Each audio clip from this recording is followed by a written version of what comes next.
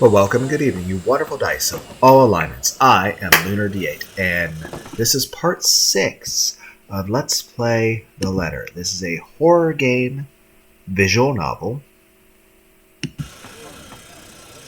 One who will talk to them about the conversation degrading or turning into an argument.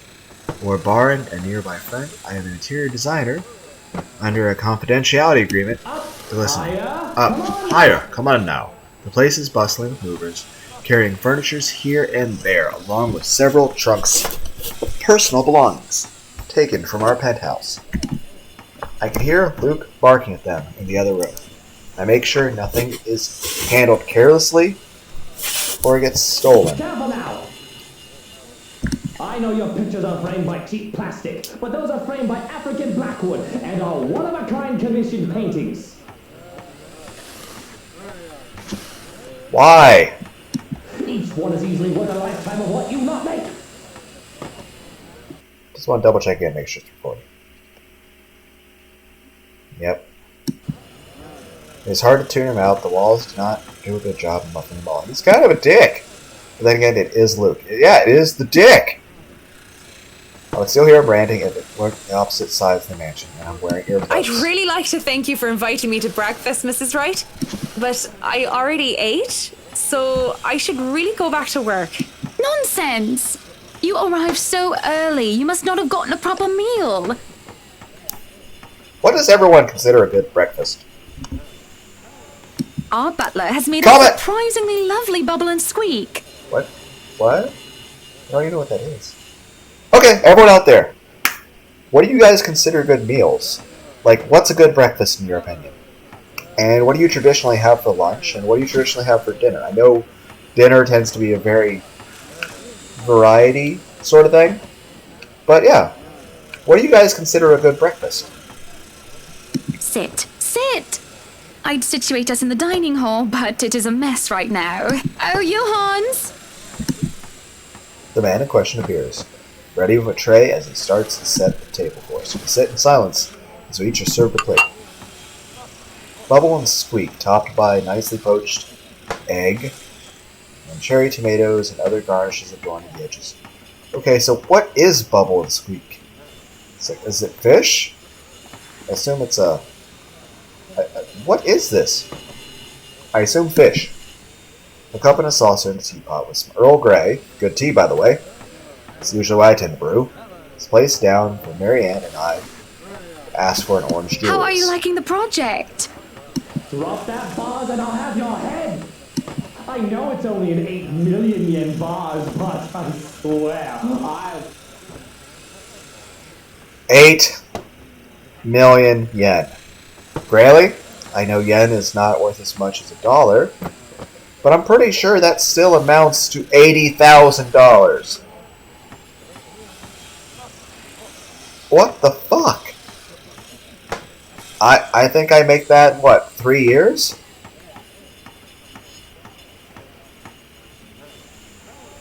I mean...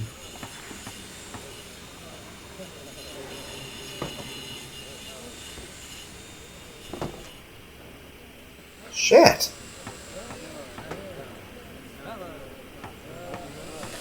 That's... well...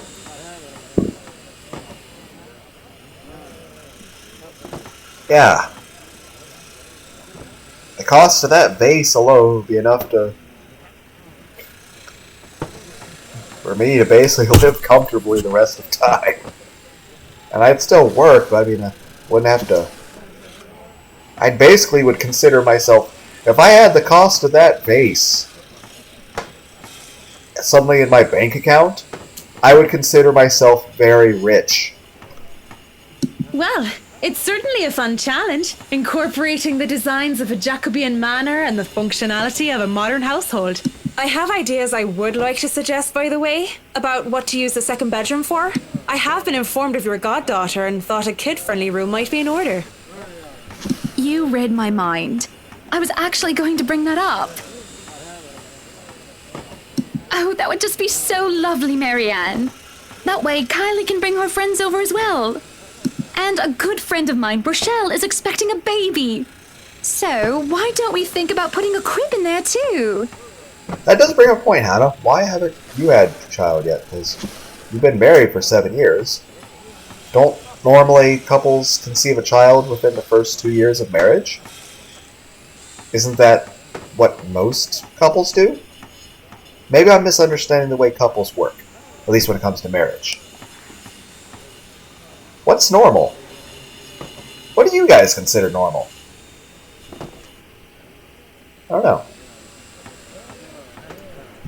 I can just imagine little ones running around, filling this place with the pitter-patter of their feet. I feel like that line is used a lot in a lot of novels. That being said, I remember when my son was born, I put his crib together myself, and then again, I was reading him stories even before he was born.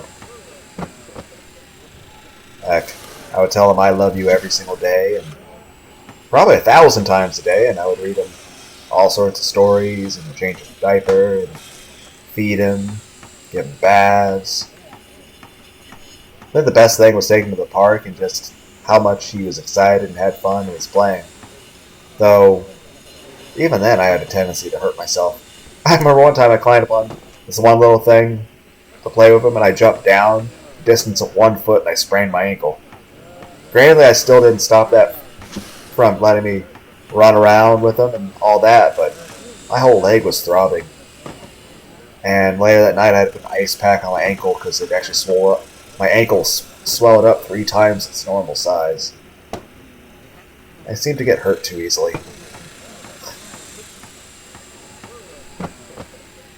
I'm the Yamcha of the universe, and I want to be the Vegeta. Just like I get hurt too easily. I'm accident prone. Then again, my son's also accident prone. Hell, one day we were playing, he just ran face first into a wall, and I'm like, ow! I'm like, you okay? He was crying for a while, but I'm like, how did he do that? Then again, I've walked into a stop sign, so I can't ride a bicycle without falling over. Hopefully he has a better sense of balance as he gets older. I don't want him to have the same terrible balance I do. I've also considered the game Beat Saber, but one, I don't have a VR headset, so I'm not sure if I want to spend the money on something like that. But at the same time, it's very curious. Something like Beat Saber. I think at one point I might want to do like a... If I were to do something like that, like I'd call it the Journey to Expert Plus, where I pick a song and I'd do 10 videos on just one song. Where part 1 would be, playing on each difficulty, 2 parts easy, 2 parts normal, 2 parts hard, 2 parts expert, 2 parts expert plus. Where it'd be like, the first video would be seeing my first attempt. The next video would be whatever video recording where I actually succeeded. Though, maybe it could all just be one long video? I don't know. I always had to feel like, if I were to do something like that, maybe you guys would want to see my failure along the way, of me steadily improving. Though that's assuming I can steadily improve. I mean, heck, I might not even be able to succeed at easy difficulty, let alone expert plus. Would that even be interesting for people to see? Plus, I sometimes tend to have migraines as it is. Would using a VR headset make migraines worse? Also, would it possibly give me cancer? Is it healthy? Is it safe? And would I even be capable of playing that? I don't know. But yeah, I don't own a VR headset. I'm not sure if I want to spend the money on something like that. We'd have to make sure they don't trip and fall on the stairs, though. Well, that's why you put baby gates up on tops of stairs. That way... We won't be able to finish everything up until after the party. But we'll have it ready by then, so that all we need to do is to move in the furnishings. Yes, that's plenty fine. It's not like we're in a hurry to have it. And we wouldn't want the workers to disturb the guests or the other way around, do we? Just make sure it's presentable. In case a guest snoops about. Of course. As for the kitchen you wanted, I've already negotiated for the high-end stoves and the hot and cold drawers, so on and so forth. I've got a friend who was able to customize them so that they'll look like the counters we'll be replacing and fit the rest of the interior. Did you say cold stove? What? They'll be bringing them in today. Why can't you people do anything right? Don't drag it. You'll scratch the wood. Why did you marry him? Excellent. But no, really, how have you liked it so far? Oh, it has been wonderful, believe me. Everything is going smoothly too. It has been a long time since I've worked on something on this grand a scale. Nowadays, everyone is about condos and flats, living in the city where every room is an identical box.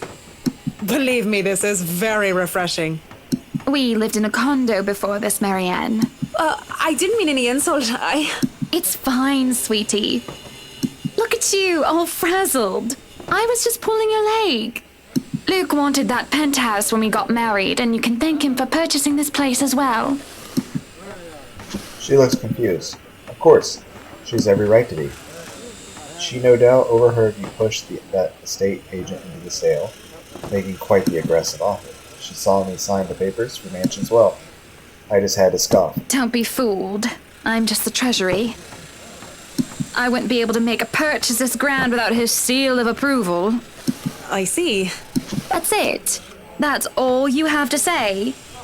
What is she supposed to say? I mean, anything more she says risks the chance of offending her employer. Yes, it wouldn't be appropriate to comment further. Yeah, exactly. That's the biggest thing right there. I agree with that completely. That's exactly how I read that. Like, at that point, that's where you kind of have to shut up. Because, I mean, there are times I've worked with people or worked for people where they've said things that I'm like, either they say something I very strongly disagree with, or they say something very degrading or offensive to me, but a job is a job. And so I just have to shut up, swallow my pride, and pretend that I don't want to deck them in the face. You know, this is part of being an adult. It is unprofessional. Unprofessional? I can't help but let out a deep sigh and stick a fork into the dish. I didn't want professional. I want someone who either agree with me, even if it's just for sake of agreeing, or someone who will try to talk some sense. Neutral responses are so boring. There's no discourse in the middle ground. Yes, but a lot of times it's required of you, because at the end of the day, if your employer has an issue with it, guess what? You don't have a place to live anymore because you can't afford rent. Because at the end of the day, you need to have... It's like, oh, no one makes you work a job, but at the same time, you find poverty and homelessness kind of are big factors, because at least that's a good thing about going to work all the time, is that you have enough money to buy a computer, buy video games, pay rent for a place to live, food, clothes, heat, medicine, doctors. All very important things. The food is good. Best bubble and squeak. I don't even know what bubble and squeak is. I'm assuming it's a fish Of course it is. mixed with Our pancakes. kitchen staff only uses the freshest, hand-picked ingredients. So right now I'm assuming bubble and squeak is a corn dog made out of trout. Only the best for the rights. Why does it sound sad bragging there? Mr. Wright is not joining us? No, he is far too busy bossing people around. He even refused to join me for breakfast earlier. Hence, this. I see. My apologies. I really don't know what sort of response you expect to get from me. There's a clatter of silverware as I slam my hands on the table. It is frustrating. I am frustrated, at Luke mostly. But Marianne's neutral, professional answers are certainly irksome as well. Basically, she's nervous to be overly friendly with you because... You're a human with feelings and opinions, aren't you? Don't give me this bollocks about being professional when we're having a nice friendly chat over a nice and friendly breakfast. I can only talk about interior designs for so long, and I detest one-sided conversations, Marianne. But I really don't know what to say, Mrs. Wright. We were talking of no topic in particular, and Luke. We were talking about Luke. about him not eating breakfast with you. About him treating me as if I were some treasury.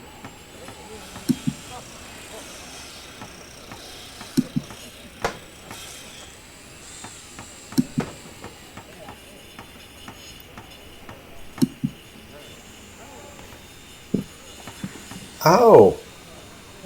Would treasury also be considered another word for secretary? Basically considering his wife like someone that works for him? That's not how healthy relationships work. Breathe. I told myself, calm down. But it was just so hard. Honestly, sometimes I feel like he doesn't love me anymore. You guys really don't give off the love vibe to me either. But yeah, what is Bubble and Squig? And again, I know I've said it before, but artist, whoever drew this game, I am a fan of your work. You are a great artist, and you are amazing at what you do. Look at how well this is drawn. This is amazing. Good job. Good on you. Whoever drew this game, you're awesome at drawing. And you are amazing at art. Oh, have I been so blind? Did he ever love me at all? Was our marriage all for the sake of saving his company and his wealth? Because... Because? Did I say all that loud again? No, this is bad, unacceptable. It is removed before the real reason for our engagement. But if anyone were to know of this, marriages are a necessity to carry on political and financial power used to be a common thing.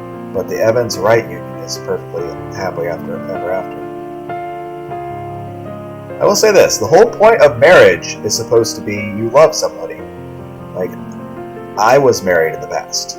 And the reason I married the person that is now my ex-wife, because I've been divorced for, 4 years or something now? It's been official. So everything with that's been official, and I've been officially divorced for 4 years or something now? It's hard to keep track of time. And we were married for close to 5 years. So, and together for a while before that. But when I married someone, I married her because I loved her. That was my reason. Because I actually did love her. But, well, in the end she turned out to be a psychotic bitch. And she was not very nice to me. And, well, it decided to be a great idea to be with other guys. And I'm not okay with that.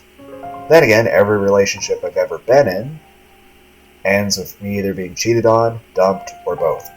So, it's not something I'm not used to. But in the end, she was also completely psychotic and, to the point of, I'm pretty sure if I was in the same building with her, she might try to hurt me. And it's not just the normal paranoia feeling I have.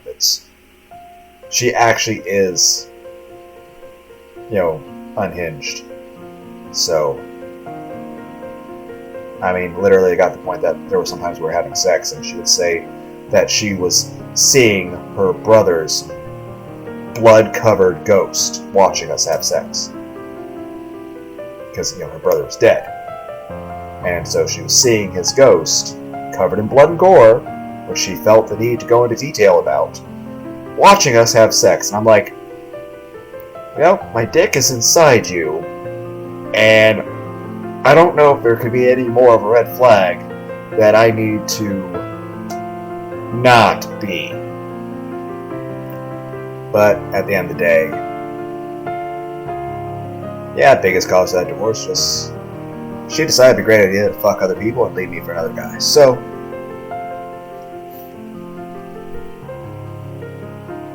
but then again, I've never had the best interpersonal relations with a lot of people.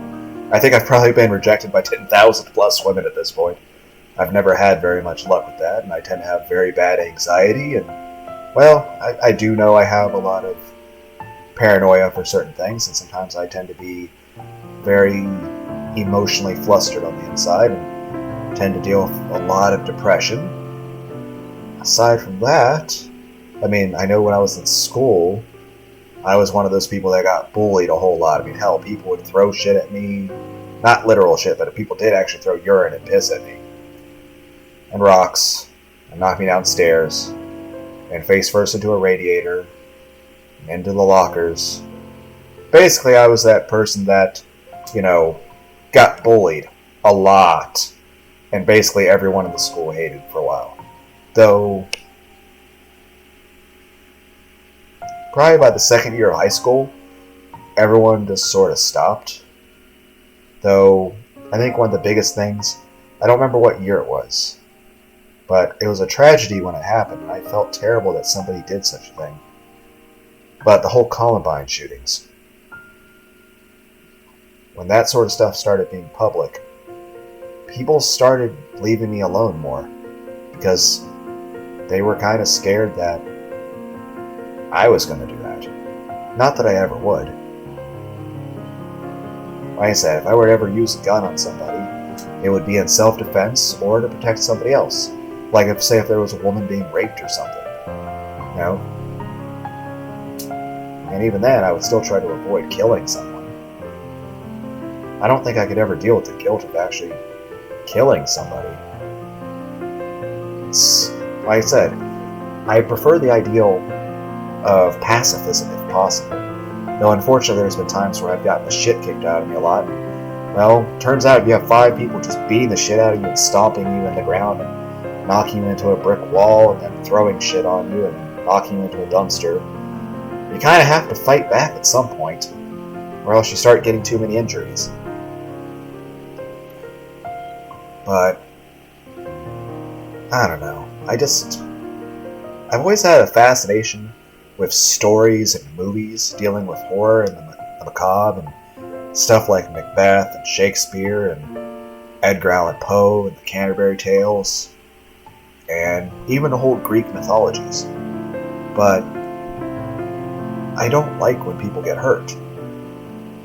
I mean, hell, I requested DDR Maniac to play Demonophobia, and I enjoyed his commentary and I felt like I was hanging out with him and his friend. And like I said, it felt normal and it felt like I was hanging out with somebody and less lonely. But while I have a fascination with very disturbing stuff and creepypastas, I'm the nicest person anyone's ever met. And even though I'm a Christian, I'm not judgmental of anyone. I think everyone should be nice to each other. I tend to be a very non-confrontational person. I prefer to avoid conflict and arguments. And hell, I even had one girlfriend dump me saying that I was too nice to her and that I never get angry or yell at her. So, which I was very confusing. I also had someone get angry because they said I don't try to control them, and I'm like what? And they're like, mentioning that they had previous relationships where the guy was controlling, and I'm like, but isn't that a bad thing? So I was like very confused. So, I don't know. Then again, I've also had a relationship end because someone said I look too Jewish. So, again, I don't understand, but it's more so sad than anything else. It's a little depressing. But yeah, probably the nicest, most polite person ever. I nod at everyone. For some reason, sometimes people think I'm a foreigner from another country, because of the way I nod at people. But heck, even if I'm on the phone with someone or reading a letter, I'll nod at it as if they could see it, but they can't. This was even back when phones were hooked by wires to walls, and the internet was robots screaming at you. You remember that dial-up noise? But, I don't know. But, yeah. It's just, people started leaving me alone a bit. They eventually got concerned that if they kept pushing me around, that I might, show up with a gun or something, hurt them. But I would never do that. As far as I feel, the whole point of a gun is self-defense. A gun is a tool, and the purpose of that tool is to preserve life and to save people. After all, a gun isn't supposed to be amazing for the idea of it being ease of use. It's supposed to be about the dream that you never have to use it. That it exists to keep you safe so that you don't have to get hurt, so that people can't kill you or anything. But the better way to stay safe is just not be in the place that's dangerous. But sometimes that's not an option. We'll say this. Usually it's good to have something for self-defense in your home. Because, well, you can't run away there. So if someone breaks in, well, they're probably there with the intent of killing you. Maybe if you fire the gun once or twice at the wall, it might be enough to scare them off. And they'll just leave and no one has to get hurt. But at least one good thing is that there's no requirements by the law or the doctors that say I can't have something. And any weapons or self-defense measures I've taken, I have all the permits and requirements I need, so everything's legally cleared, and I'm allowed to have everything I have. So everything has the proper permits. But yeah, I could never imagine just, no matter how angry you are, using it to go hurt somebody. But then again, I view it as something that exists. I think guns, I feel they exist solely to preserve life, to save people, for self-defense, and that shooting someone should always be considered, your last option, your last resort. And I hope that I'm never forced into a situation that requires me to do so. Because, honestly, I'd rather never hurt anyone ever. Then again, I've been in a situation multiple times where fights have occurred and it usually just the fight was just me getting punched for like 20 minutes to an hour and me not hurting the person back. Because it's really hard for me to bring myself to do that. And the times that I have, it's only been for self-defense. And it's only been because, well, if I didn't, I was going to get hurt really, really bad. And so you have to do what you have to stay alive. But even after that, you still feel guilty about it afterward. But, you have to rationalize. You didn't have a choice. You had to do what you had to do, or else you might be in a fucking morgue. So, at the end of the day, no matter how depressed I am, I don't want to die. I value my life. I just tend to be very sad a lot. Or tired. Or paranoid, or scared, or having a real bad panic attack. But at least I'm pretty good at having a panic attack and then pretending I'm not. Enough to where people can't tell. So that's all that matters. As long as I can still put a smile on, then no one can tell. And everything's fine. So everything's fine.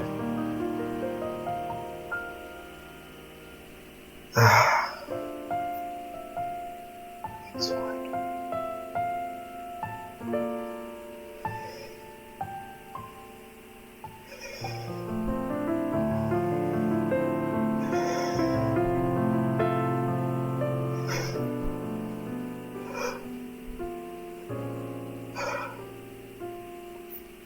Okay, back to the story, right? Okay, so back to these people that are eating some kind of fish thing. And for some reason, the Earl Grey is kind of an orange color. So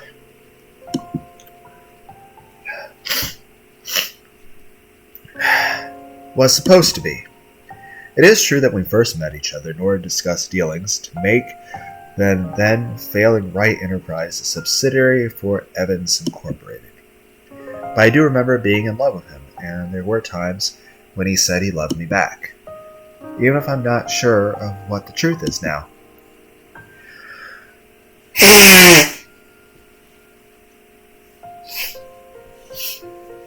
Either way, I do not want the Wright name or the Evans name dragged through the mud because of a slip-up. You said she had a confidentiality agreement. You're fine.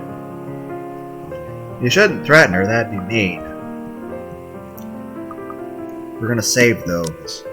There's multiple endings. But we're not gonna threaten her. That's not very nice. Ask for a silence. Marianne is a good sort, isn't she? Though, like I said, at the start of the game I was thinking maybe she was fucking the Luke guy.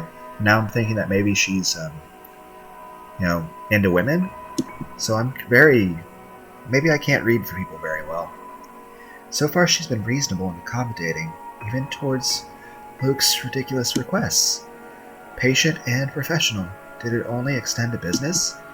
Or would she be able to understand that things like this are not as simple, not as clean, as they are painted to be? Certainly I can talk to her, ask for her... I won't speak a word, Mrs. Wright. Not only am I contractually obliged to, it would also go against my principles.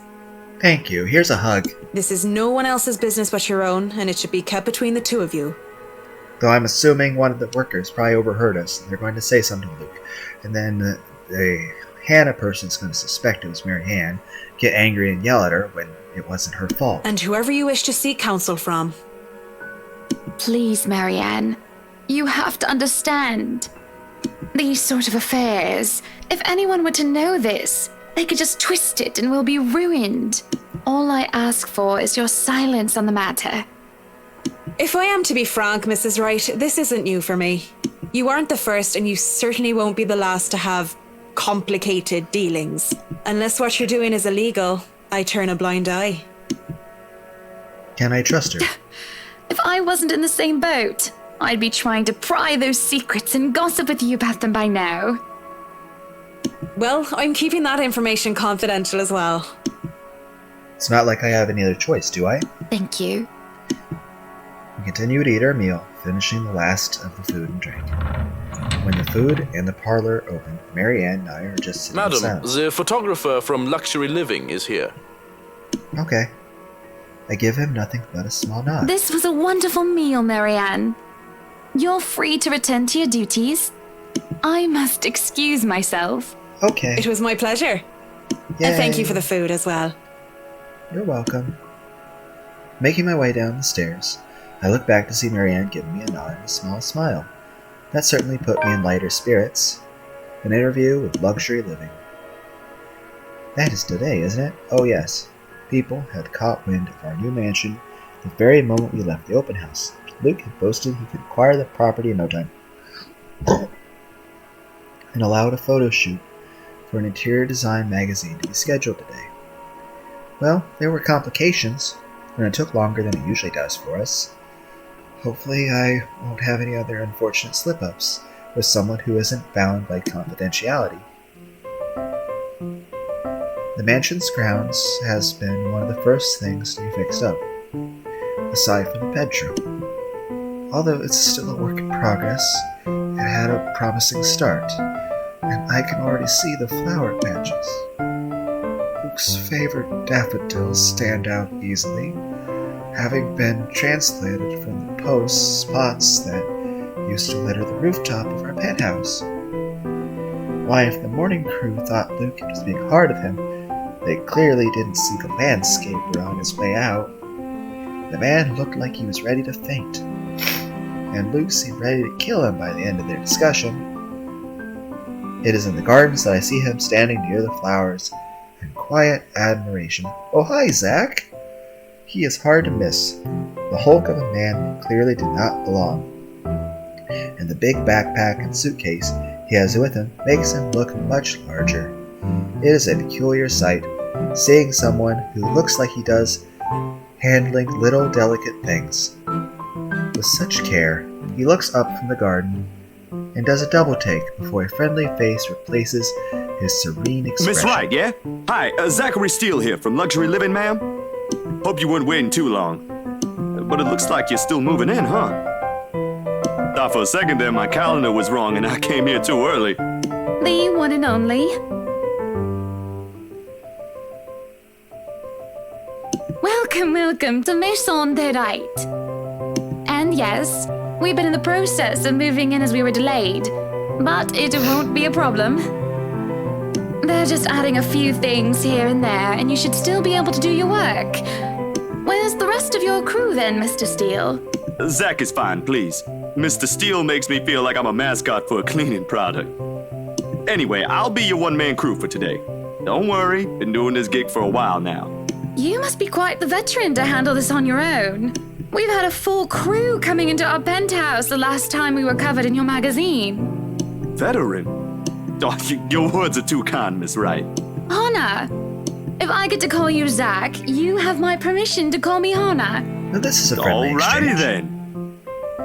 Alrighty then. Anyway, I'm no veteran, but I know my camera well enough to make sure this is a good shoot. You can trust me on that, Miss Wright. Hannah.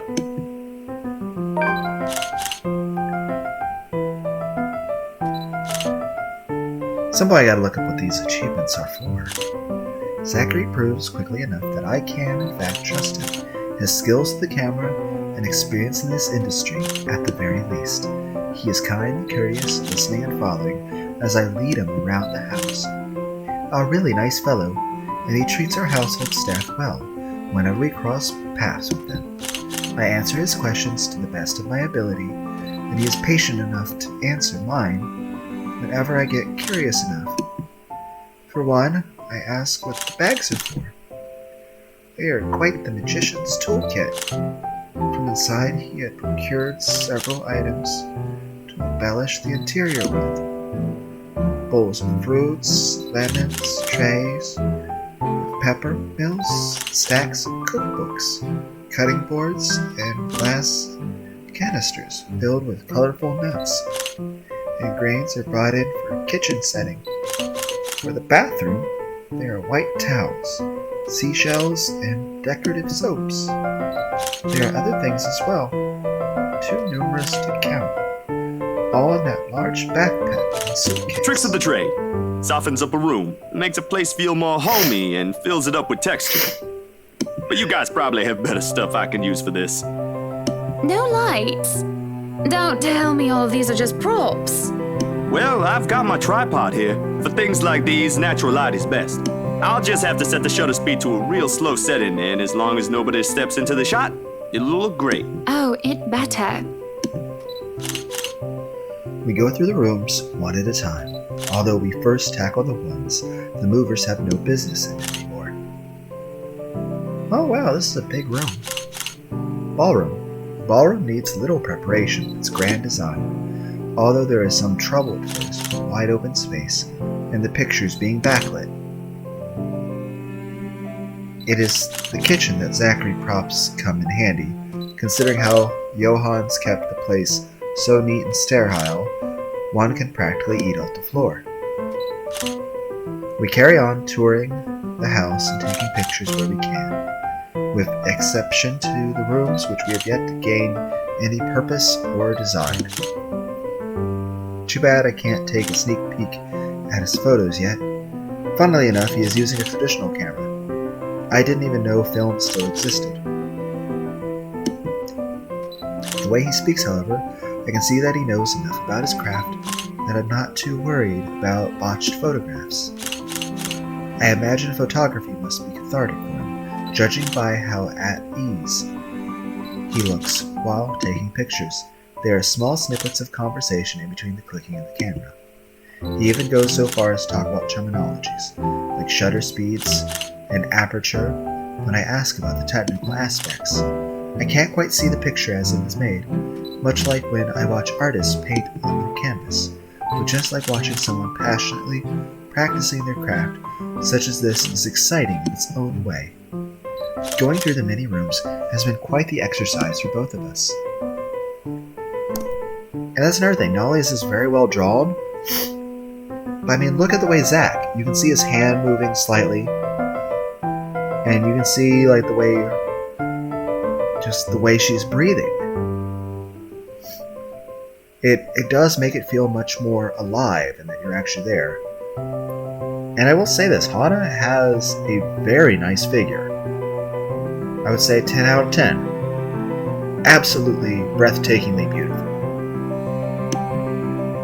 But it is as we're taking pictures in the foyer that everything comes to a standstill for a moment. Just a moment. And had I not been paying attention, I wouldn't have even noticed. It is merely a split second when Zachary's rhythm is put to a halt.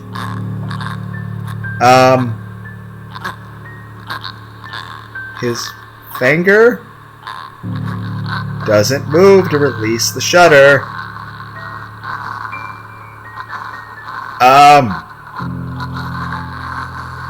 Yeah? Yet he also doesn't pull the camera away from his face, gaze still firmly fixed through the viewfinder. His hands shake and there is a light sheen of sweat on his forehead. Zachary? No response. Zach, is something the matter? Lowering his camera, he blinks and stares at something behind you before shaking his head. Turning around, I see nothing that could have gotten his attention. But yeah, look the way her head is moving side to side a little bit. Like, it's just whoever... I'm assuming multiple people worked together on this. Guys, you did an amazing job. The artist is to be commended. The art is amazing. Just amazing artist. Great artist. Artist, 10 out of 10. Oh, no, there's nothing wrong. I just remembered something I saw. Let's get back to the pictures. Can you move a bit more to the left, yeah? I struggle to respond this time. There's a sudden weight on my back and an indescribable tightness in my throat. Yeah, there was a ghost that was hanging on you, trying to strangle you, and everything starts again, and I managed to choke up. If you're sure. I don't know what just happened. It was probably just a dizzy spell. I'm fine. And he said he's fine. We continue at the same pace as before, although there is an unspoken agreement that we will not talk about what happened. So, is this a full-time job for you then? Nah, I just freelance mostly, for magazines, newspapers, and events. So you can't really call it a full-time job. It's fun and it puts food on the table, but it's not what I really want to do. At least, not all the time. What is it that you want to do then? Maybe I've been out of line, sticking my nose in other people's business, but I can't help but ask. I regret doing so as I see his shoulders slump. In the easygoing air, he fades away. He looks torn over whether he wants to talk about it Films, or not. documentaries mostly.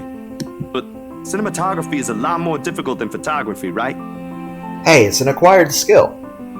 But if it's something you're passionate about, keep at it, buddy. I was working on this thing, actually. What thing?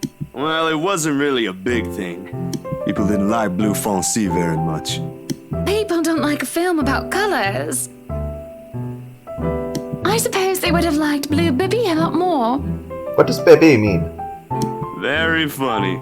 So, Grand Director, do you want to tell me what Blue Foncé is all about? He hesitates. But when I refuse to budge on the matter, he gives in and spells it out. Blue foncé. So is this French? Le Hoir la sombre des... I can't read this! French! I'm assuming it's French! Dark blue, the darkest hours of the Black British. Okay? He speaks with passion of one who has gone through the very matter he is concerned with. There is conviction, knowledge, and experience in his speech. Why, I would have told him that he is an amazing speaker, if only I wasn't so engrossed listening. Prejudice and discrimination in schools and in the workplace. Lesser chances for opportunity and higher chances of being treated like a criminal. He spoke of blacks and people of color in general still being treated like second-class citizens. That's another thing. Is this really a common thing in England? Like, what is this like in England? I know it's been a major point of contention recently in America, but what's it like in other countries? Where you guys are from, what are your experiences with this sort of thing? I've met a good deal of people that are, well, assholes, but in general, I find the matter confusing because it's a person-to-person basis about how people are. But in general, I feel like America is a fairly non-racist place, that, you know, people don't care what color your skin is. But there are people that do. But I feel like in the news, it's just like the news is focusing on the people that seem to hate people. Like the news just wants to, you know, get everyone riled up and be sensational, you know, get ratings up and make money. But at the end of the day, there are people that are, well, prejudiced assholes. So, but then again, I've never understood the concept of racism. Like why somebody would dislike someone else based on color of skin. But maybe I'm being a bit naive, maybe a bit too optimistic in my view of humanity, hoping that we can all just get along. Just, you know, treat each other with respect and dignity. I don't know. I just think everyone should be nice to each other. I don't like it when people are mean to each other. All because of the color of their skin. And like I said, it doesn't make you any different of a person. Whether you're black, white, whether you're a man, woman, same thing with anything else to you. People are people. That's all there is to it. The only thing I care about in a person is, are you an asshole? You know, if you treat people badly, that's bad. But I don't really care what you look like. You know, people are people. Yeah, it is all just positively riveting. It's insane. I mean, how could you think another human being has less value than you just because their skin color is different? I mean, it'd be like saying someone, oh, that person has brown eyes, and that person has blue eyes, or that person's a redhead. So, it's like, it doesn't make any sense. And I don't get it at all. But maybe it's better that I can't understand it. And sad. It is very sad. It comes to a point where he soon loses steam. He looks abashed and realizing what he's just done. Sorry, I just got so carried away and... It's fine. It is really so fascinating to watch people talk about their passion after all. You should see how your eyes light up when you speak so fiercely. You do have very beautiful eyes. Uh-huh. Thanks! I want to say that I understand where he's coming from, but I really don't, do I? I was born with a silver spoon in my mouth, and I've lived a charmed life. Well, the main point is that you're empathizing with him. You know, you can't understand his struggles, you can't understand what kind of life he's lived, but the very fact of the matter is this, that you have compassion in your heart for him, and you care about him as another human being. I mean, none of us are the same. We all come from different walks of life. And none of us are ever going to truly understand each other, even if you do come from a similar background, let alone such a drastic change in background. But the important thing is that you're willing to try to understand each other, and that you care about somebody else's thoughts and feelings. It hasn't been perfect, but the difficulties I've been through pales in comparison to what others experience on a daily basis. I certainly don't know how I would have fared were it any different. Would I still have met Luke? Would he still have loved me if I were any lesser? What was your home like? These things you talk about. It sounds like you... Well, I don't mean to pry, I mean. Live with my older sister and my grandparents. We had a shop selling all sorts of things below our flat. And well, I was one of the few non-white, non-British students in class. That reminds me, it's just kind of an odd thing. Like I live in America, and for most of my life growing up, I thought I was, in terms of heritage, I believed myself to be predominantly German and Italian. So I considered myself, I thought I was pretty much like half German, half Italian. And that's why I would consider myself to basically be. And maybe a tiny bit of Scottish or something. You know, that's what I thought. I thought I was, like, my genetic heritage was like half German, half Italian. But then, I got a genetic test. I did one of those Ancestry.com things. And it turns out, I'm about 50% English. And like 40% Scottish. With maybe 2% French and Irish and stuff like that. And a little bit of other stuff, but I'm pretty much half English and almost half Scottish. And I'm like, what? Which is, it's still neat and it's interesting, it's just, it's kind of funny that I was so mistaken in what I thought I was. Like I said, I thought I was half German, half Italian, but I'm more close to basically being half English, half Scottish. And it's like, whoa. But that's just kind of funny. I didn't get pushed around or anything straight up. Even then, I was one of the biggest kids around. But a pencil and notebook would go missing, you know? Oh, that I knew. Children be... Yeah, kids can be assholes. Of course, it may be a slightly different story when you have personal guards and stolen items, not a pencil, but an expensive So what about you? How you liking your new house? It's pretty impressive. I'm expecting the paintings to do something. It's nice, I suppose. You suppose? Not big enough? What? No, oh, don't be a bully. It's just that.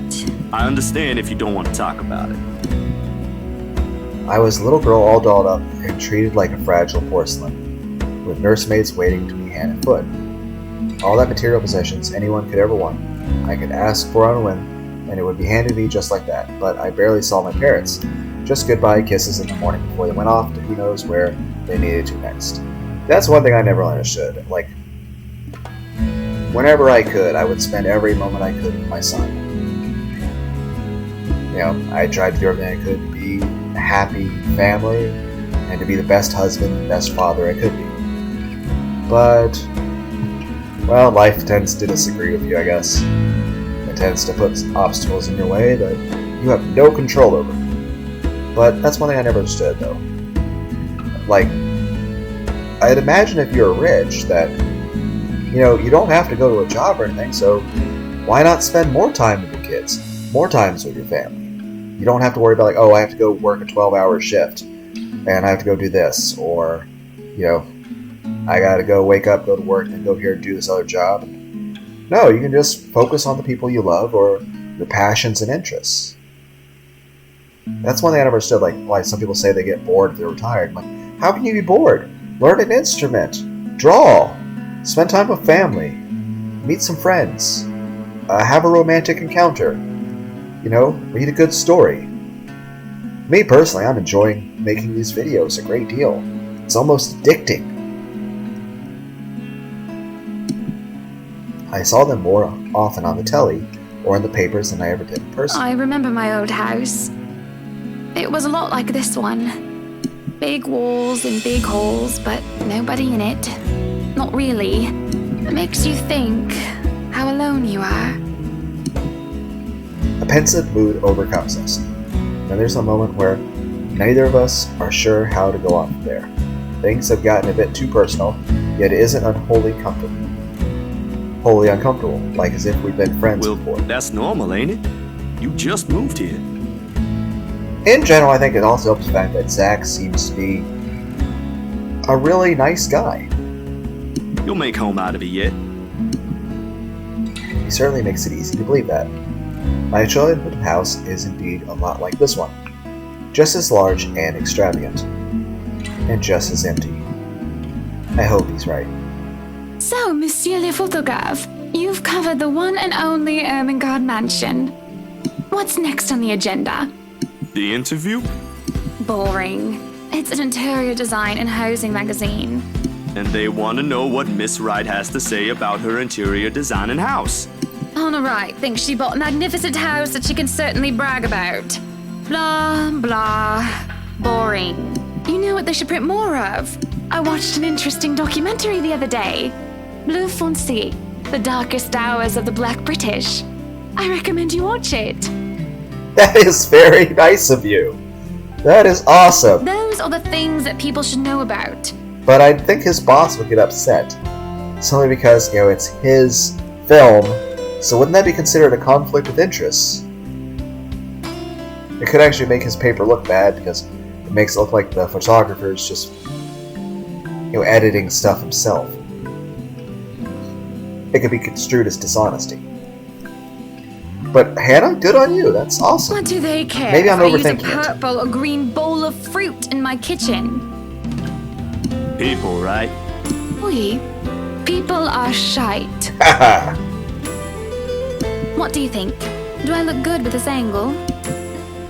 I strike a pose while he's being busy, looking, taking back for a moment, probably not expecting me to just go and say such a crass word. But he recovers quickly after snapping a few shots of goods. Vous êtes belle. I have no idea what that means. You want copies of these ones? Yes, please. So, the big boy knows French. You must have wooed a few ladies. Unless you're into gents. Either way, French is, after all, the language of romance. I have heard that, though. That French is considered the most romantic and sensual language. And I think it largely depends on who's speaking it and the circumstances. I believe Rammstein actually did a few joke things where they did a song that was meant to sound really, really, angry and crass, and it was done in a language that was set to be more juxtaposed, but it was a cooking recipe. And then they also did a romantic sounding song, possibly in French, that was meant to sound all peaceful and charming. And yet it was, the translation's like the most dark, violent shit you can think of. But a lot of times, certain sounds can elicit different emotions. English?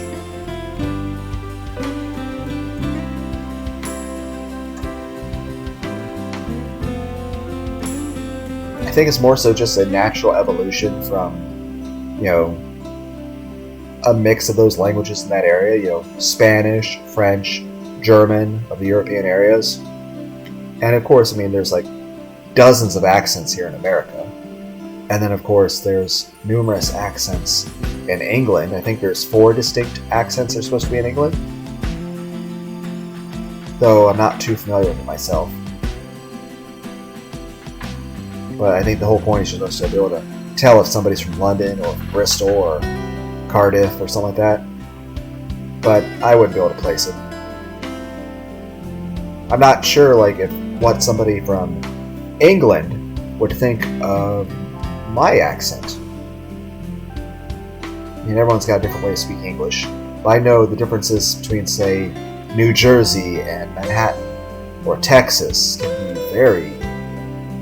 a wide variance to the way people talk. But then again, it's a large country and there are so many people.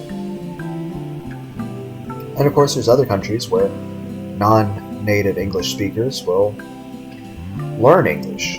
So of course that strongly influences. I know at one point I was trying to learn German, but I was learning how to pronounce it via the Rammstein songs. So I would basically pronounce words like Till Lindemann would pronounce a word. I've also tried to learn Spanish and sign language. I've also looked into Chinese, Mandarin, Hebrew.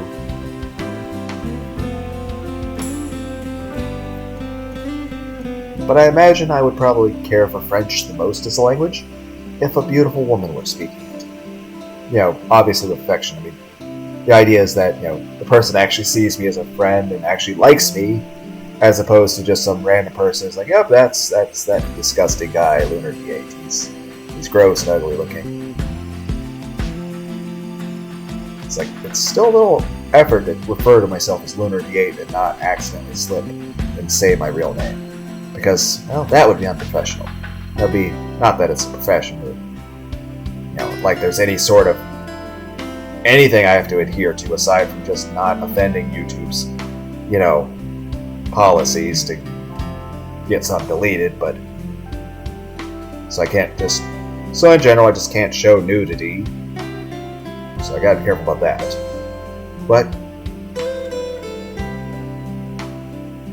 I don't know,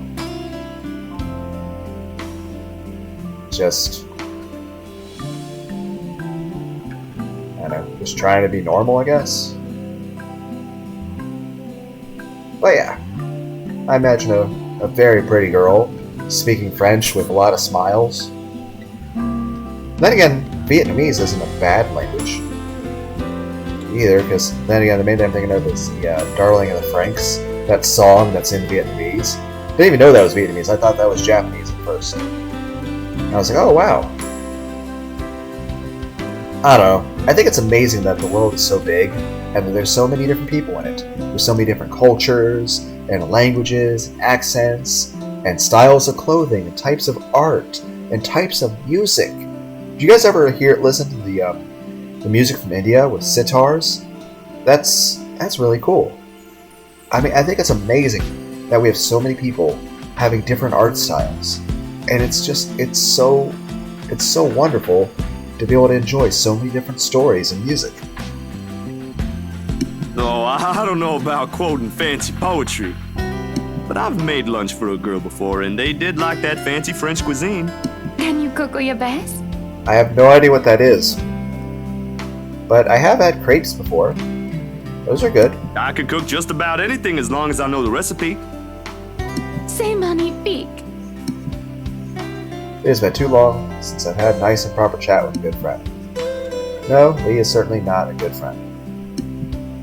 And although we just met, Zach is the sort who can probably befriend anyone. He does seem like a really cool dude. He's just a comfortable person to be around. A bit too comfortable. The photo shoot went by a breeze. And somewhere along the way, as we talk and laugh, I find myself getting a bit too close without realizing. He'll give me this strange look until I back off, and he'll go back to asking questions after I agreed to do his little interview. And it's just odd. Well, no. Me being friendly isn't that odd. This is how I am. Zachary is the one that's being odd. Why, anyone else would absolutely welcome the extra attention I give them. He, on the other hand, looks almost flustered about it. He should be used to different personalities by now, having to deal with various people when he works. And if not, he needs to start. Perhaps nobody has shown him attention of this kind, but he's a big boy. He should be able to handle me. All it is a friendly touch here and there, a pretty smile there, and a gentle swaying of the hips as I move around. On the one hand, I would say I would probably be flustered with it, but then again, I'm not sure if I would still emotionally react to stuff anymore. Because a lot of times I feel very emotionally flat to things happening around me, to the point that I feel like I could go to Walmart and see people dying and stuff catching on fire, or see a news report saying a nuke went off somewhere, and I don't know if I'd have a reaction anymore. Or I might have overreaction, I don't know. I don't understand my own emotions anymore. But a lot of times I feel like I'm dead inside. Like I can't feel. But then again, there are other times I feel feelings about that sort of stuff, but it's out of place. Like there's no reason I should be feeling such sad feelings. And then times when I should be feeling sad feelings, it's just feel like I want to go to bed. I don't understand myself. Then again, when was the last time I actually had a situation where another human being was being this way to me? I don't remember. Heck, aside from the couple times I go see my parents and give my mom a light hug, I can't remember the last time I touched another human being? or had any kind of physical contact with another human being. So, then again, I mean, even I can't deny that I'm being a bit withdrawn, even by the pandemic standards. Really should try to interact with humans again. Zachary grew and grew more red every time he noticed. Am I being mean, as I found enjoyment seeing him unravel? Perhaps this went on during the interview, and beyond that. There's nothing wrong with what we're doing, right? In general, I would say no, except you are married. So there is a concern about that. You are married. You do have a husband. But outright, no, you're not doing anything wrong. I mean, you're not trying to kiss him or anything. I mean, and all you're doing is, you know, a smile and way you walk, so I'd say you're okay. So, yeah, I'd say, Hannah, I think you're okay. I don't think you're doing anything wrong. I mean, it's not like you're trying to make a pass at him, so... Now, if you weren't married or in a relationship, then you could actually go much further. But just being friends and enjoying a good conversation and smiling and laughing, there's nothing wrong there. You're good. Zachary and I are just having a playful, friendly chat while enjoying the outside view. Correct. Nothing to feel bad about. That's perfectly fine. You're perfectly okay there. At least that's how I see it. I'm sorry, but I'm really getting distracted. Could you maybe stop doing that? Stop? Let's make a save.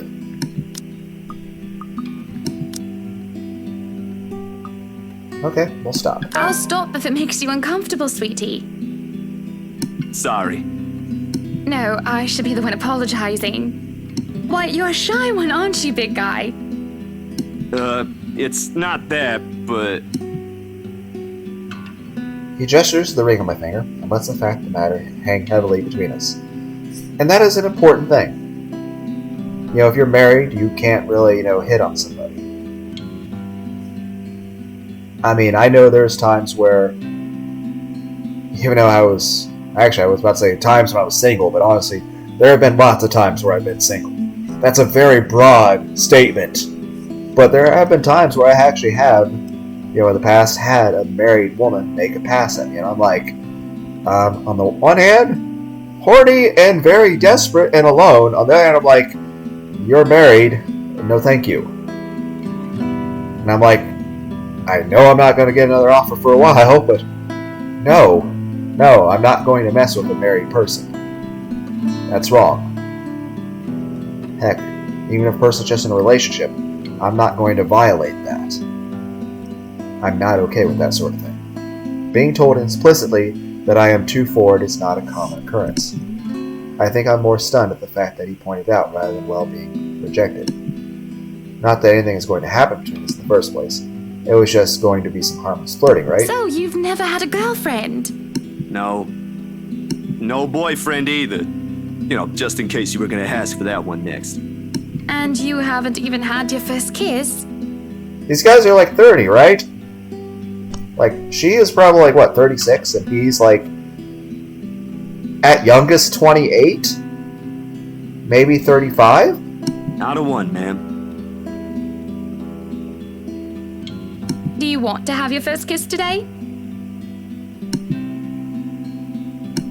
I can't help it. I really, really can't. I'm going to apologize lots later. Surely, by the catty smile on my face, it's obvious that I'm just pulling his leg. The laugh I fail to contain certainly gives it away if it isn't still obvious. But still he lights up embarrassment, stammering and sputtering objections. You're married, and this will be extremely unprofessional. I never said I would kiss you, silly. Oh, Johans! No, what? No! Don't call your butler, she's Hannah! That would be for the better. I don't think his husband would appreciate it if I made him kiss another man. I do not think you can hear us from here either. But it is hard to think you're not taken, Zachary.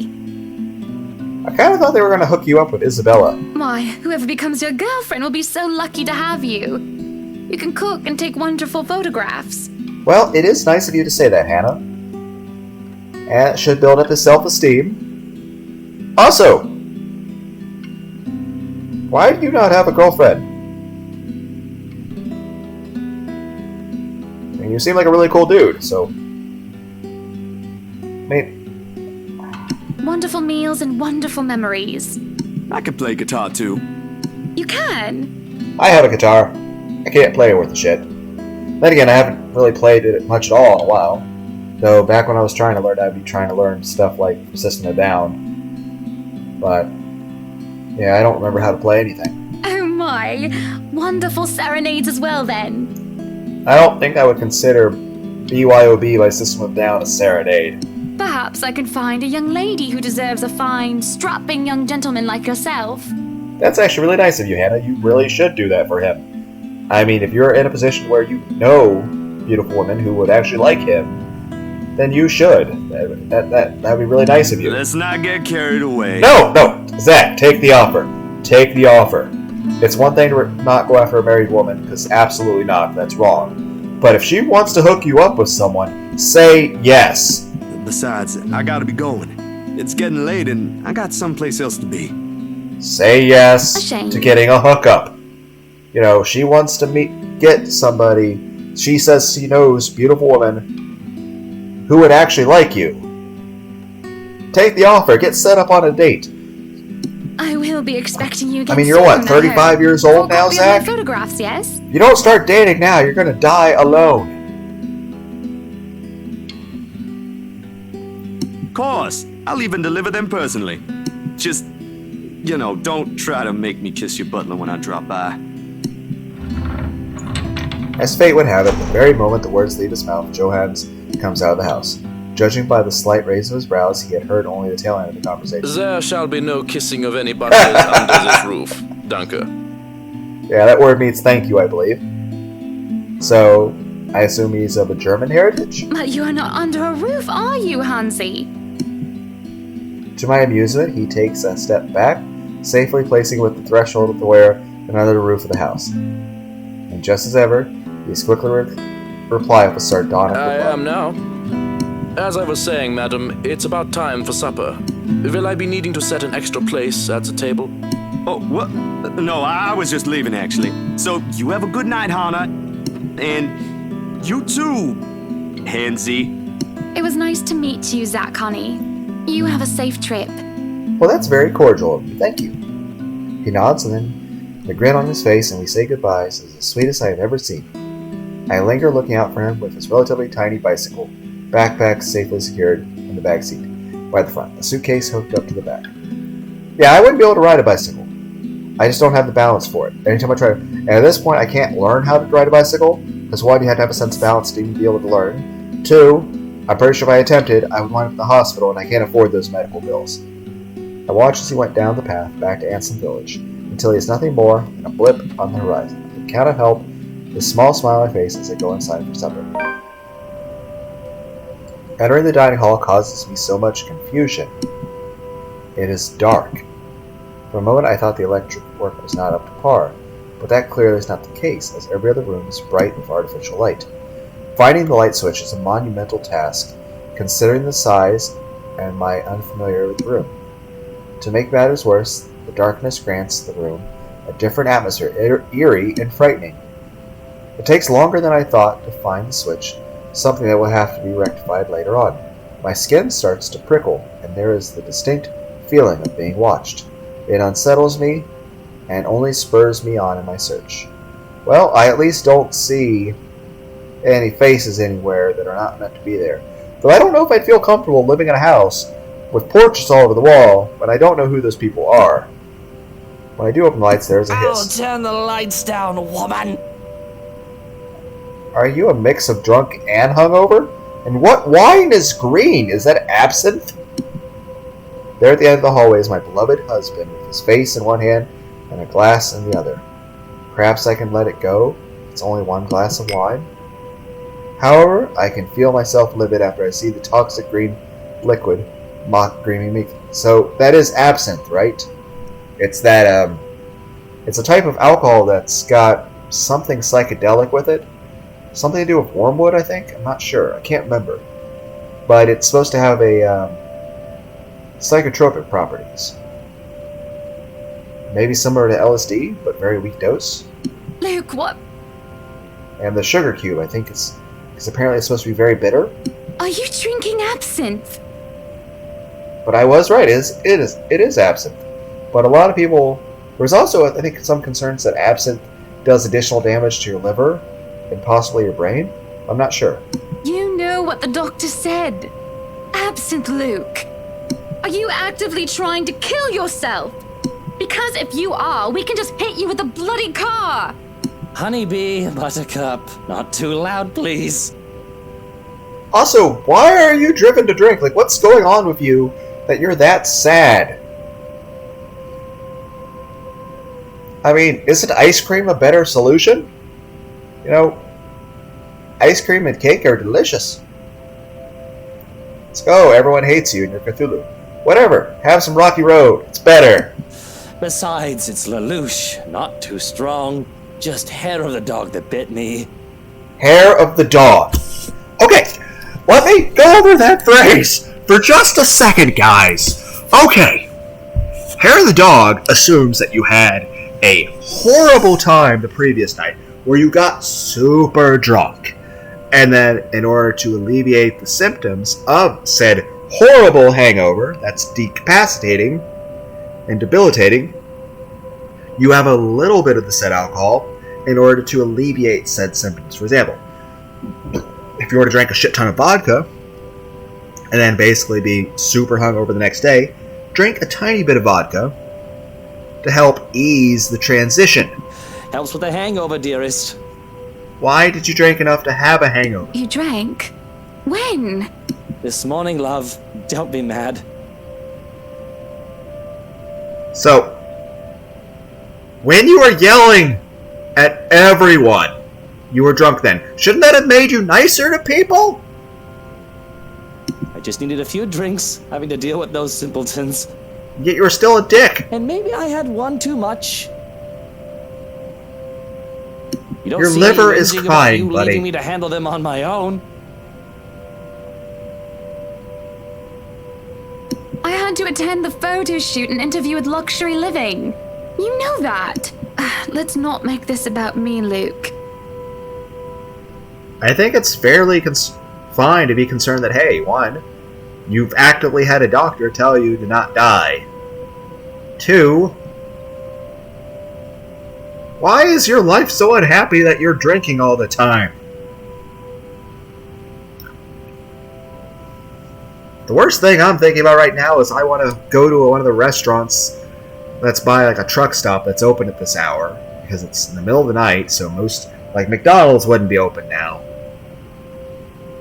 It's like 4:10 in the morning. But out at the truck stop, there's some restaurants where, you know, there's an Arby's. I can get a roast beef sandwich, maybe some jalapeno poppers, stuff with fried cheese, you know.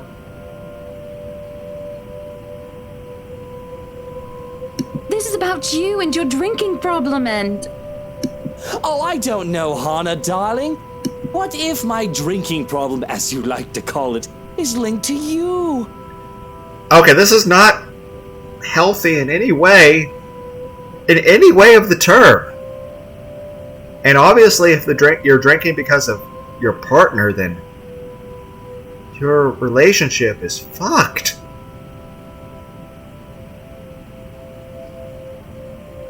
Oh my god, I don't think there's any way I can put proper words to describe how wrong. If we think about it that way, this discussion is about you. I understand you're both drunk, hungover, drunk again, all at the same time, but... Sir? Sir, the amount of... What the fuck? That was pretty mean of you, leaving me alone to do all the work like that. What work? You were standing around, drinking, yelling at people to move things. I feel like it'd be the equivalent of some guy in a trailer park drinking a 24-pack of Bud Light while yelling at someone fixing an air conditioner. You didn't do anything. You just stood around drinking and yelling at people. You can't use the interview as an excuse either, honey. I was informed the moment your little interview was done. What's with that intonation?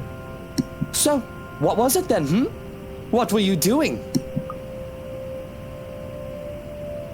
Okay, we should make a save.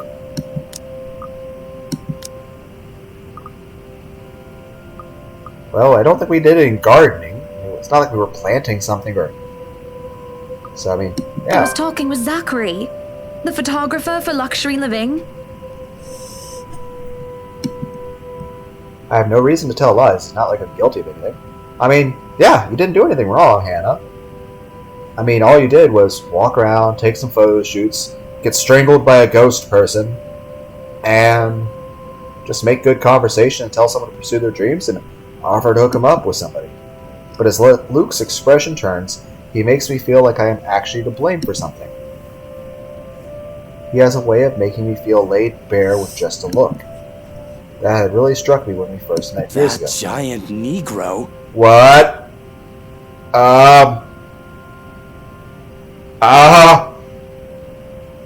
Luke? Are you an asshole?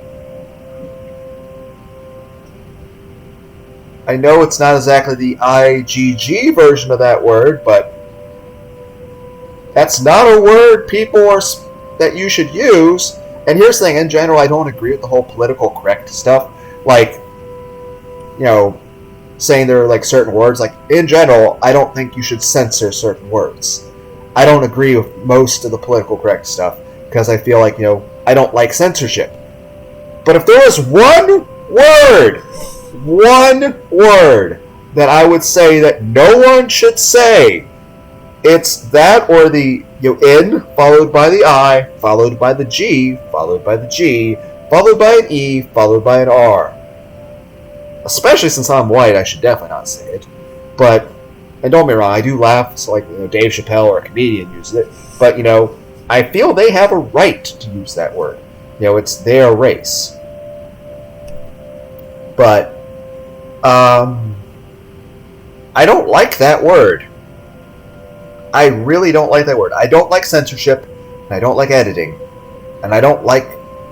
But I do not like that word. If there was one word I could say that no one should say, and it should, like, we shouldn't use, and it's just because that word was used very wrong to oppress a large group of people, and for very bad reasons with a lot of hate.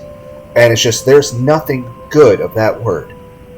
You were having a secret meeting behind my back and it was with him? Sounds very racist, Luke. What are you implying? I'm implying nothing. You're implying that you're a racist douchebag. I'm just worried. You know better than to trust those media types, Buttercup. Okay, this is actually justified here. The part with the N-word was not. But it is, you know, paparazzi. You know, a lot of times people that are photographers or news stations actually will seize anything they can use to make a quick buck and to make money. So that's something that is justified to be concerned about. That maybe a photographer is trying to steal information. But the stuff about race is wrong. He must have been really friendly to occupy your time like that. But all he's looking for is his next big headline. At least that's justified, because that's, you know, there's lots of issues where the paparazzi does harass people. He's a photographer for an interior design magazine. Doesn't matter. You let one little thing slip, one wrong move, and it'll blow up in the telly in the morning. He'll go to his journalist friends to gossip and make a quick quid. Like, I actually agree with that, but again, the racist thing has me concerned. Like, I understand, okay, oh, you were talking to that journalist. Like, that's one thing to be concerned about, but mentioning his race, why does that matter? His eyes were the first thing I noticed about him. They were like nature, the grass and the trees, wonderful and breathtaking. Now as I look at them, they're nothing but the shade of green as a damn bloody drink in his hand. He was a perfect gentleman, Luke. I can't say the same for you as of recent. Excuse me again? We're talking about you, Hana. Okay, what's going on with the music here? I mean, listen to the music. It's like the notes are being unnaturally dragged out, and a slight distortion effect is added. It's still like a...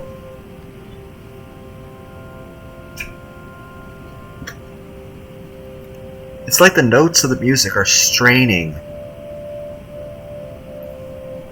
No. I am pretty sure we were talking about you and your drinking problem, Luke, right? Hangover forgotten during the course of the little spat, the man jumps to his feet and sees. He looks like he's barely stopping himself from throwing the nearest thing he can find. Oh, it is not a problem. I can stop whenever I want. It's like I'm not addicted. I just get very physically and emotionally unhinged if I don't have a drink every. And even if it was, I think you can very well stay out of it, as it only affects my own kidneys or liver or whatever the bloody hell that shite pollutes. Technically both, and you're married. Obviously, you're supposed to marry someone because you love them, and you don't want them to die. Granted, I have no intention of marrying anyone ever again, even if I somehow find somebody that I truly and deeply love, who loves me back, who I feel I can trust. Even if I find someone I feel I can trust 110%, I am never getting married ever, ever again. Ever. Never, ever, ever. But, yeah, she has a right to be concerned about that because, you're gonna die. Whatever aftermath that occurs because of your little chit-chat with the Negro affects the both of us, however. Stop using that word! Like, I in general, I don't get offended by words. I don't agree with the whole cancel culture that's going on with a lot of things. But if there was one word, even though it's not the IGG version of the word, if there was one word I have to say I do not like, it's that, in every iteration of that word. Like, if there was one word, it's that. I'm okay with saying fuck and pussy and cunt and bitch and son of a bitch, motherfucking bastards, and even though I'm religious, I'll even say goddamn it, all that. But now I can say Gordon Ramsay, but that word, no, horrible. Look, Luke, nothing will happen. You have to relax. It was just a friendly chat. Well, now I think I'm getting jealous. Okay, 1, she's not gonna fuck the photographer. 2, she didn't make a pass at him, even though she was flirting with him a little bit, so that was a little bit. And 3, it's nothing compared to what you've been doing. Or I would be if it weren't for this damn headache. Maybe you should drink more. And here's another thing. Isn't the whole purpose of drinking to relieve headaches and stuff? Because, I can actually understand somebody in the past being an alcoholic. Because, ibuprofen and Vicodin didn't exist. So, say if you broke your arm, how would you relieve that pain? Same way if you had a really bad toothache or an infection. Or what if you had a fever? How do you make that fever go down? NyQuil has alcohol in it. So, before the time of ibuprofen, if you had a really bad migraine, how would you treat it? I would imagine if I was born even 100 years ago, I would probably need a shot of alcohol here and there just to deal with migraines. So, but nowadays, though you have to be careful not to take too much ibuprofen or acetaminophen. It can, hurt you. Heck, there are times where if you are, having issues where you're not feeling well, you need to balance it back and forth. Because if you're taking too much of one thing too long, it can damage your kidneys. But one thing's more taxing on your kidneys, the other's more taxing on your liver, between, say, Motrin or Tylenol. So you can balance back and forth between the two. That way, it does less damage to your internal organs. Now, obviously, if you're having too much pain, then obviously you need to go see a doctor because, there's something wrong that maybe a surgery can fix. so that you can stop, bleeding or having pain. But I'd imagine at a time before ibuprofen, alcoholism would be kind of necessary, because otherwise, how would you deal with, pain that doesn't go away? Or what if you had to have surgery, before anesthetic? So, there's really no other way around that. But, in the point, okay, you're having a drink, shouldn't that make your headache go away? Maybe. Supper is spent in silence with nothing but the occasional sound of silverware. A grand feast has been served. Well, grander than usual anyway, most likely due to Luke's complaints of stress. A platter of native oysters for starter, and a tranche of turbot with purple sprouting, broccoli, lemon, capers, anchovy sauce for mains. So basically you're just having some fish and oysters. It's well made and it's actual food, but I'd rather just have a stuffed crust pizza from Pizza Hut. To finish off, we have black tea and golden syrup sponge pudding with custard. But when our appetites are appeased and the plates are cleared away, Luke stands, kisses me goodnight, and leaves me to stare at the half-empty cup. Lonely in the lull of night, I sit in a house too big and too empty, foreign and unwelcoming. Even with its warm tone and homey decor, it feels cold. There is no need for tears, however. I know I can get through this like every other obstacle I've faced before. This is a minor setback in what I will hope to be a long and happy life.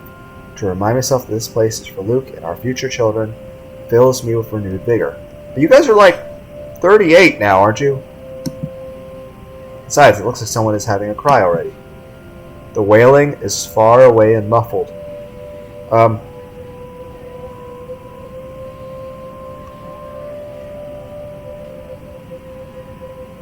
You only have so many people living in this house. So it's either the butler or your husband. There are no other people! At the same time, it shakes me to my very core as I hear it. As if the suffering is just standing right beside me. I want to double check to make sure it's recording. Hour and 30 minutes in. Okay. We're doing okay, but I want to keep reading for now. Goosebumps. Ellipses. Who is that?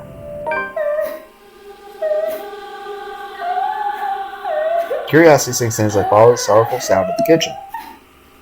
And into a wine cellar hatch. Hello? Is anybody down there? Obviously somebody is. I am curious and concerned, but there is no way I'm going to down a dark human underground. I'm not as enthusiastic as Luke, who considers himself quite the connoisseur. However, I also cannot bring myself to go to bed with this racket going on.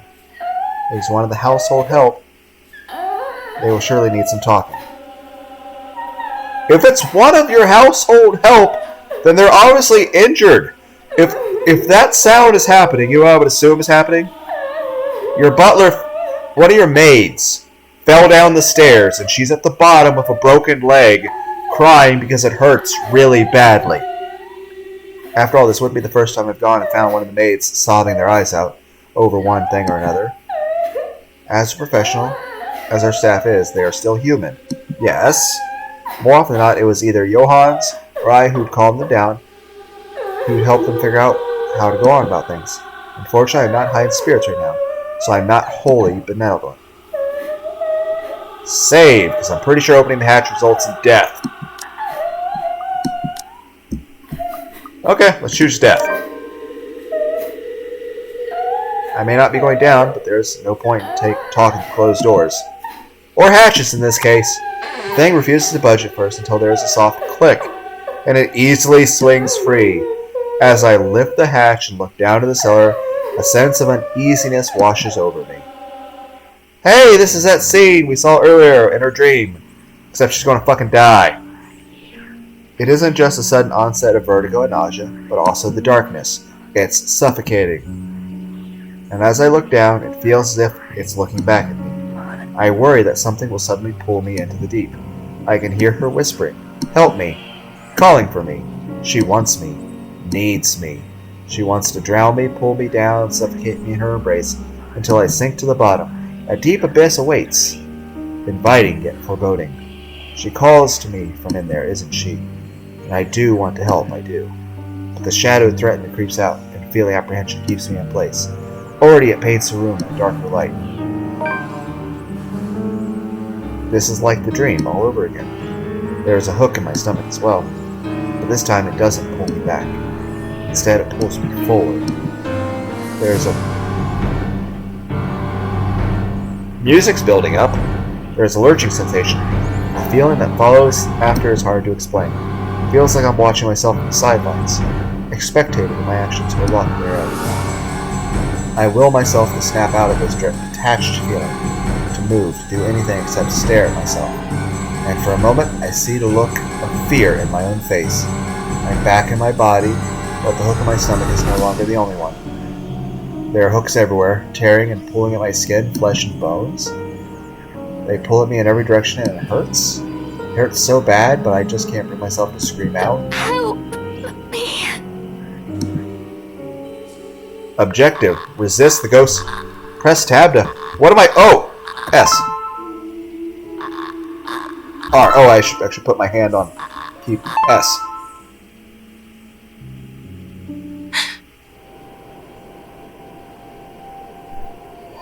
Well, we gotta fail that. So, let's make a save. Empty. Make the most recent load. So we gotta see how the death scene works out. Load. Open. Skip. And now we're just gonna stay here and die.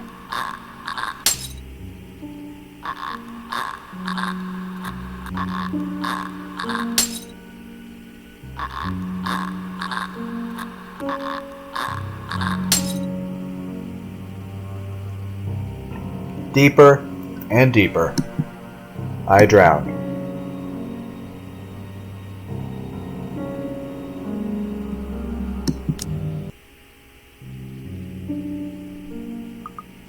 Just gonna load.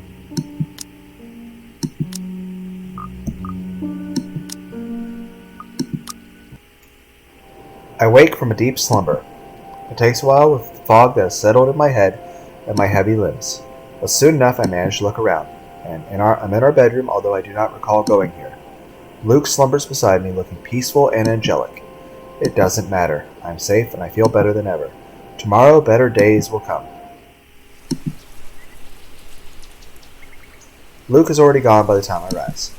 There isn't a single hide nor hair of him to be found, and trying to call him on his mobile is a bust, as it goes straight to his voicemail. That's twice in a row he's gone on me. And for him to disappear today of all days is getting a bit upsetting because of what's to come. The morning is once again filled with a whirlwind of activity. Fortunately, I'm much more refreshed as I took a break from my responsibilities. I haven't the faintest clue where Luke was yesterday. Today is going to be a busy day, although unlike Wednesday, the master of the house isn't here right now, absent once again from his duties. Hopefully he'll be back in time for the party. This is our house, after all. A ground housewarming party for the wonderful Wright Mansion. Getting kind of hungry.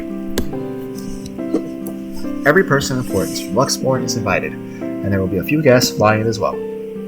Of course, there will be some people from the media, along with friends and acquaintances, who are no less important regardless of their stance in society. Mary and I discuss business last-minute touches before finalizing everything. I think we'll go and call this a part. I hope everyone had a good day. Bye.